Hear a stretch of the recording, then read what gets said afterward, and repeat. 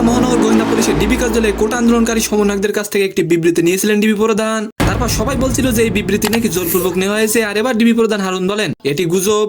অন্যদিকে বাংলা সিনেমার গানে নতুন রেকর্ড করলো তুফান সিনেমার উড়াদুরা গান। 2 মাসে গানটির ভিউ ছাড়িয়েছে 100 মিলিয়ন।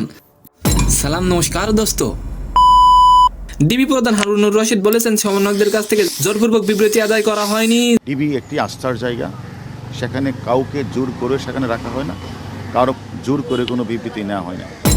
যারা গুজবটি ছড়িয়েছেন তাদের উদ্দেশ্যে বিনীত অনুরোধ, গুজব ছড়াবেন না। ডিবি একটি আস্থার জায়গা, এখানে জোর করে রাখা হয় না, কারো প্রতি অন্যায় অত্যাচার করা হয় না, কোটা আন্দোলনকারী সমন্বয়কদের কাছ থেকে জোর করে কোনো বিবৃতি নেওয়া হয়নি। আচ্ছা, এই বিষয়ে আপনার মতামতটি অবশ্যই কমেন্ট করে যাবেন। হারুনুর রশিদ আরো বলেন যে তারা আমাদের কাছে লিখিতভাবে বলছে যে তাদের দাবি পুরোটা সরকার মেনে নিয়েছে, সে কারণে তারা নাকি আন্দোলন প্রত্যাহার করে নিয়েছে।